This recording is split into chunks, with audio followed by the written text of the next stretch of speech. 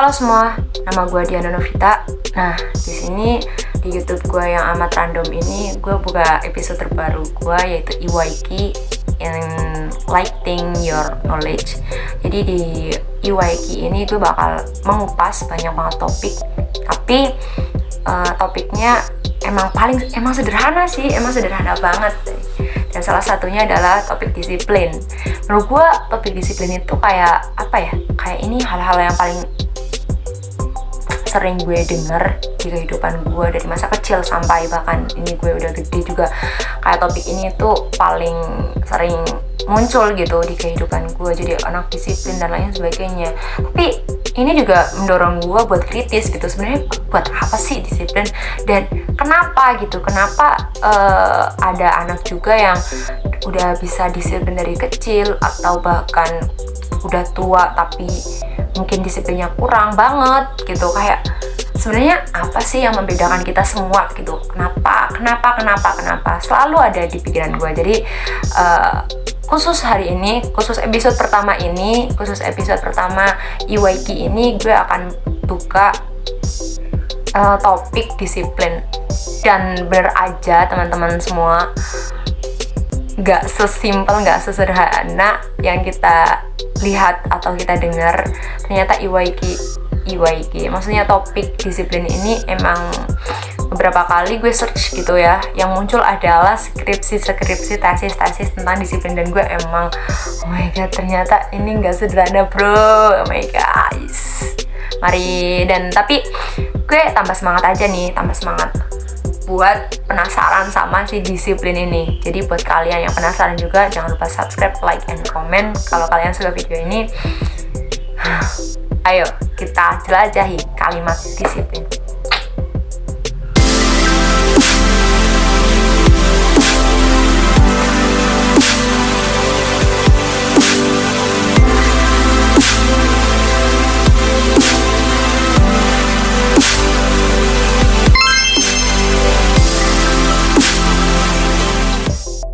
Hai, nah ngomong-ngomong tentang disiplin, di sini gue akan jelasin dulu salah satu pengertian dari sisi psikologi, yaitu dari James Driver. Nah, dia itu mengutarakan yang gini nih: kemampuan mengendalikan perilaku yang berasal dari dalam diri seseorang sesuai dengan hal-hal yang telah diatur dari luar atau norma yang sudah ada.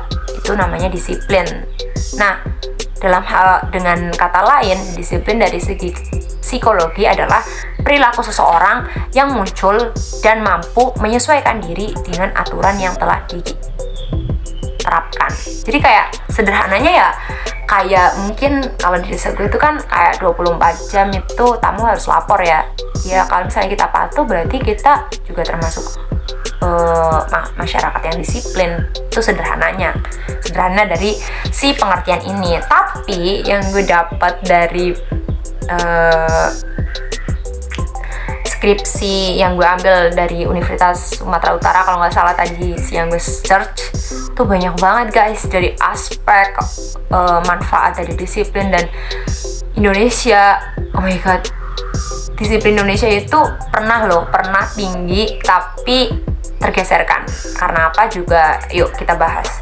Nah, di sini pengertian dari Sugeng Prijodarminto SH dalam bukunya yaitu Disiplin Kiat Menuju Sukses. Disiplin itu didefinisikan sebagai suatu kondisi yang tercipta dan terbentuk melalui proses dari serangkaian perilaku yang menunjukkan ketaatan, kepatuhan, keteraturan, dan atau ketertiban. Nilai-nilai tersebut telah menjadikan bagian perilaku dalam kehidupannya. Perilaku itu tercipta melalui proses binaan melalui keluarga, pendidikan, atau pengalaman. Prijodarminto 1994 halaman 23. Nah, dari penjelasannya aja kita udah ngeh ya. Jadi ternyata disiplin itu nggak bisa kayak fast race gitu, langsung disiplin tuh enggak. Jadi butuh binaan juga ternyata. Dan yang paling dekat adalah keluarga, pendidikan, atau lingkungan, atau bahkan pengalaman kita gitu. Dan benar juga sih, kayak menurut gue seorang anak itu nggak akan disiplin atau taat tanpa bantuan dari orang tua atau dari sumber pendidikan atau pengalaman dia sendiri.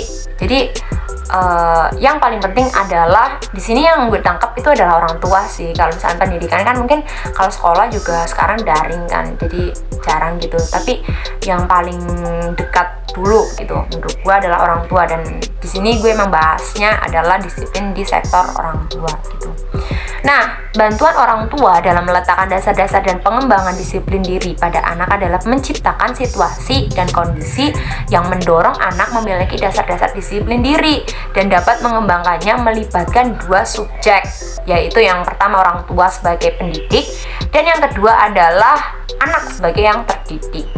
Bantuan orang tua kepada anak dalam memiliki dasar-dasar disiplin diri dan mengembangkannya merupakan suatu pekerjaan dari pendidik.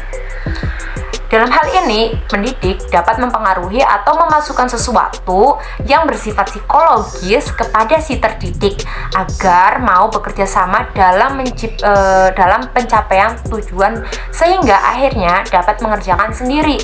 Ini berarti tindakannya dimengerti ya, dan difahami oleh anak. Pemahaman dan pengertian anak terhadap maksud orang tua berarti adanya pertemuan makna antara pendidik dan si terdidik. Ini menurut Sohib 1998.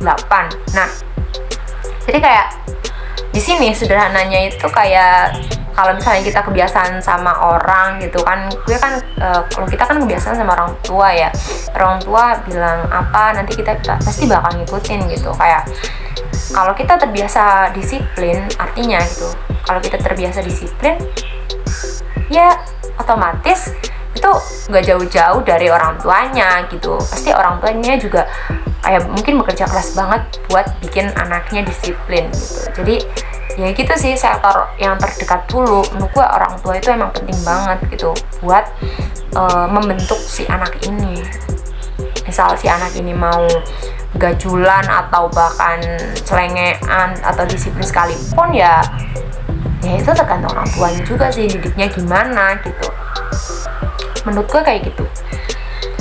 Terus lanjut, aspek-aspek kedisiplinan menurut Prijo Darminto. Wow, di sini tuh aspek-aspeknya ada 3. Yang pertama sikap mental yang merupakan sikap taat dan tertib sebagai hasil atau pengembangan dari latihan pengendalian pikiran dan pengendalian watak. Yang kedua, pemahaman yang baik mengenai sistem peraturan perilaku, norma, kriteria, dan standar yang sedemikian rupa sehingga pemahaman tersebut menumbuhkan pengertian yang mendalam atau kesadaran. Jadi menurut gua kalau misalnya lo mau memasukkan sesuatu atau memberikan satu hal kepada seseorang tentang peraturan, itu emang dia harus dikasih pemahaman dulu gitu, kenapa lo nggak boleh langgar, kenapa emang kalau ngelanggar akibatnya apa dan manfaatnya apa kalau misalnya dia nggak ngelanggar gitu. Kalau misalnya dikasih pemahaman kayak gitu kan artinya dia juga bisa memahami maksud lo gitu, kenapa lo bikin peraturan ini, kenapa kayak gini, kenapa gitu, kayak gitu. Terus yang 3 itu sikap kelakuan yang secara wajar menunjukkan kesungguhan hati untuk mentaati segala hal yang secara cermat dan tertib. Menurutku kayak kebiasaan baik itu dia akan ngerasa, misal nih gue dikasih kebiasaan yang baik, gue juga lambat laun gitu gue tahu gitu kalau misalnya ini baik, jadi gue nggak disuruh pun gue akan mengikuti ajaran itu karena gue tahu itu baik gitu. Jadi kayak kebiasaan yang benar kalau dicantumkan kepada anak yang emang pikirannya rasional dan gunain empatinya, itu dia pasti bakal ngikutin gitu menurut gua. Ya sama halnya disiplin. Kalau disiplin emang si anak itu ngerasa emang kayaknya gue penting nih ngikutin disiplin kayak gini karena gue bakal jadi orang kayak gini, ya pasti dia bakal ngikutin juga. Nah lanjutannya nih, gue nggak akan bahas teori-teori dari siapa, tapi yang jelas adalah gue akan berbicara atau gue akan bercerita kepada kalian tentang real life yang gue hadapi selama 7 bulan ini setelah gue lulus.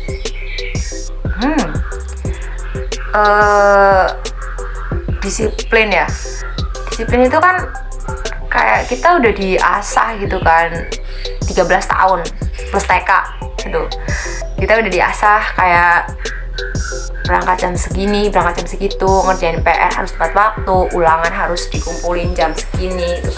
Kita udah terbiasa, amat sangat terbiasa selama 13 tahun itu. Tapi kenapa setelah gue lulus, kebiasaan disiplin itu kenapa jadi luntur gitu ya? Kayak bukan luntur sih, ini tiba-tiba jeruk gitu. Tiba-tiba gue jadi orang yang amat sangat tidak disiplin dengan waktu gitu. Kenapa? Kan artinya adalah disiplin itu emang bener-bener nggak bisa fast race gitu. Bahkan gue yang menurut gue nih, gue yang udah 13 tahun di sekolah dan mungkin terbiasa dengan kedisiplinan di sekolah, gue jadi kayak setelah lulus gue pikirnya kan kayak sama gitu ya. Gue bangun jam 6 atau gue bangun jam subuh lah, gue bangun jam subuh terus gue mandi atau terus gue belajar gitu ya. Tapi kenapa kebiasaan itu, kebiasaan tepat waktu, kebiasaan yang gue pakai selama 13 tahun itu gak bisa terulang setelah gue lulus gitu? Itu adalah pertanyaan yang sampai saat ini gue bingung gitu. Ternyata habit kita bahkan selama bertahun-tahun itu gak ada, apa ya, kalau buat gue itu belum ada efeknya gitu, belum ada apa ya, belum ada manfaatnya sih, tapi belum ada